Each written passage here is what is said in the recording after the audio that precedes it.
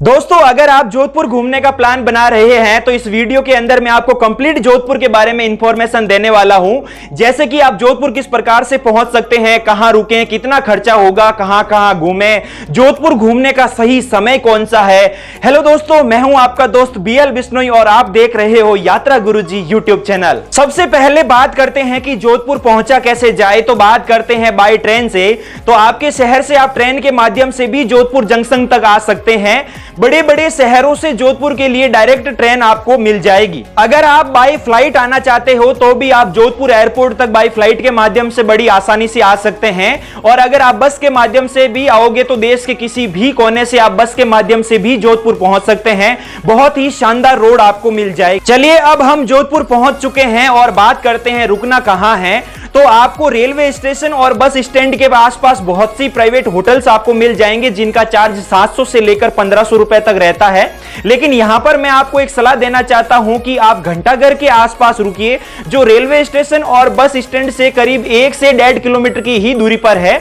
यहां इसलिए रुकेंगे क्योंकि यहां जब आप रुकेंगे होटल के अंदर तो यहां से आपको जोधपुर के ब्लू सिटी का नजारा और मेहरानगढ़ फोर्ट का आपको व्यू मिलेगा, जो आपके सफर के अंदर 4 चांद लगा देगा, जो आपकी यात्रा को एक यादगार यात्रा बना देगा। अब बात करते हैं यहां पर खाने पीने की क्या व्यवस्था है। तो पूरे देश के अंदर जोधपुर स्वाद के लिए ही जाना जाता है। अगर जोधपुर का प्रसिद्ध मिर्ची बड़ा आपके हाथ में आ जाए तो फिर तो मजा ही आ जाएगा। इसके अलावा यहां पे आपको नॉनवेज और वेज दोनों ही खाना बहुत ही स्वादिष्ट आपको उपलब्ध हो जाएगा। इसके अलावा राजस्थान की बेहतरीन सब्जियां आपको यहां पे मिल जाएगी, जो ज्यादा कॉस्टली नहीं है।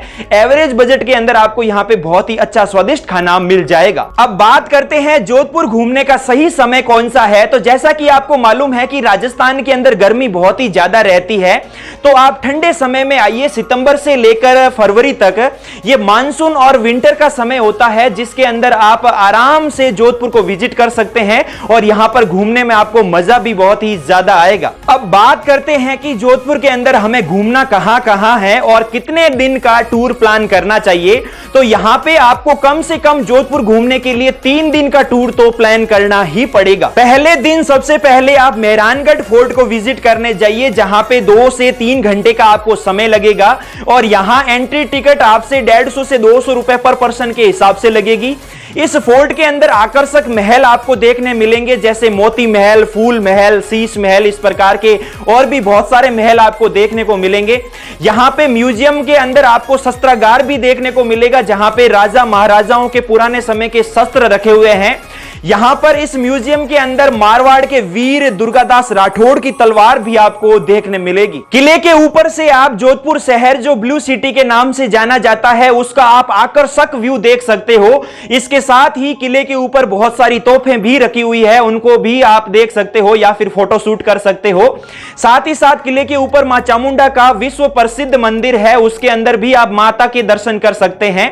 साथ ही साथ एक चीज और बता दूं कि अगर आप इस किले के अंदर DSLR कैमरा लेके जाते हैं तो आपको 100 रुपए एक्स्ट्रा पे करना पड़ेगा, और अगर मोबाइल से आप शूट करते हो तो इसका कोई भी चार्ज नहीं लगेगा, फ्री ऑफ कॉस्ट रहेगा। इस किले को विजिट करने के बाद आइए इसके तलहटी में बने जसवंतथड़ा की तरफ, जो राजस्थान का ताजमहल कहलाता है। यहां पे पर पर्सन के हिसाब से 50 रुपए एंट्री टिकट लगेगा।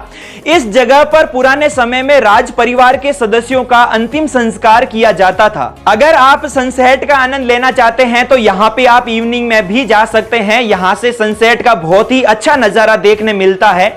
इसके साथ ही किले के पास में बने हुए राव जोधा डेजर्ट पार्क के अंदर भी आप विजिट कर सकते हैं, जहां पे 100 रुपए पर पर्सन के हिसाब से एंट्री टिकट लगेगा।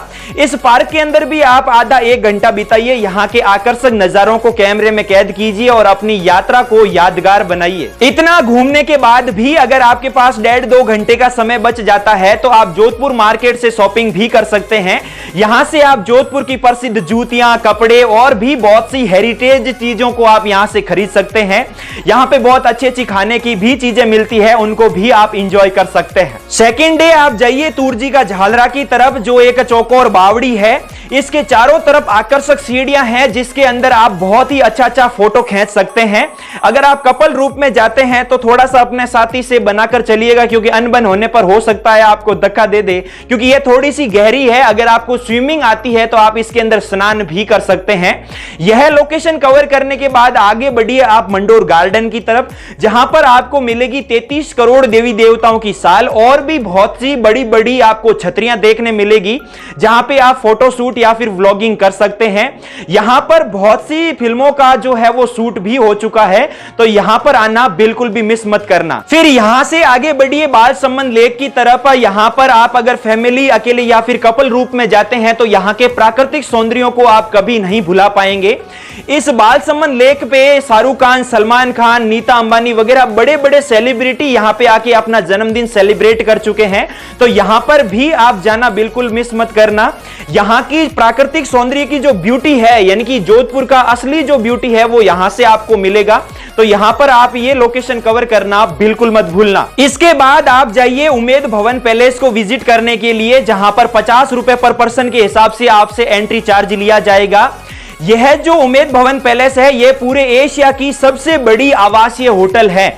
जी हां, बिल्कुल आपने सही सुना, पूरे भारत की ही नहीं पूरे एशिया की सबसे बड़ी आवासीय होटल है। यहां पर आपको हेरिटेज कारें, यहां पे म्यूजियम और भी बहुत से आकर्षक प्राकृतिक सौंदर्य आपको देखने मिलेंगे। यहां पर आप फोटो शूट का आनंद ले सकते हैं। तीसरे दिन आप जाइए मसूरिया पहाड़ी की तरफ, जहां से आप पूरे जोधपुर शहर को एक साथ देख सकते हैं। इसके बाद आप जाइए कायलाना लेक की तरफ, जहां से पूरे जोधपुर शहर को पीने योग्य पानी प्राप्त होता है।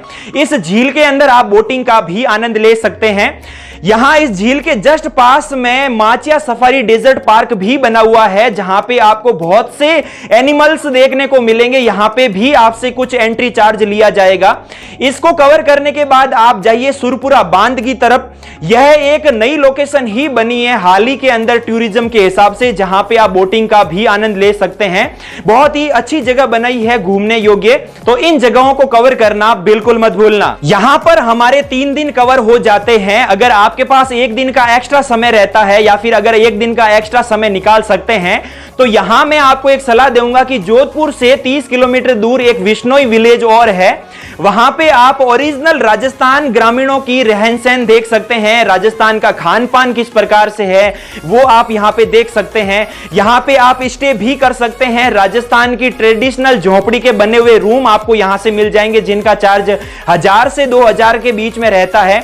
तो यहां पे भी आप एक दिन या फिर एक नाइट आप जरूर बिताना। यहां पे आप राजस्थान की असली जो फीलिंग है वो यहां पे रहकर महसूस करेंगे। अब बात करते हैं हम इन लोकेशंस को जो है वो कवर किस प्रकार से करेंगे। तो आप यहां पे टैक्सी या केब के माध्यम से भी कवर कर सकते हैं, या फिर आपको यहां से स्कूटी या बाइक रेंट पे मिल जाएगी। अब यहां पे आपको 400 से 500 रुपए में ये स्कूटी या बाइक मिल जाएगी। अगर आप बार्गेनिंग करते हैं तो 150 रुपए ऊपर नीचे हो जाएंगे, कोई दिक्कत वाली बात नहीं है। अब बात आती है ये स्कूटी या बाइक मिलेंगे कहां पे, तो रेलवे स्टेशन या फिर घंटाघर के आसपास बहुत से बोर्ड आपको देखने मिल जाएंगे, स्कूटी या बाइक रेंट पे यहां पे मिलती है, तो वहां से आप प्राप्त कर सकते हैं। अब बात करते हैं जोधपुर में घूमने के लिए हमारा खर्चा कितना होगा। तो यहां पे एक बात ध्यान रखना कि आपके शहर से जोधपुर आने का टिकट और यहां की जो शॉपिंग है वो मैंने यहां पे ऐड नहीं की है। अगर आप एक नॉर्मल से होटल और नॉर्मल सा खाना यहां पे आप खाते हैं तो यहां पे आप आराम से 2000 से 2500 के बीच में घूम के जा सकते हैं। उसके बाद तो आपके ऊपर है कि आप कितना महंगा खाना खाते हैं, कितनी महंगी होटल के अंदर आप रुकते हैं।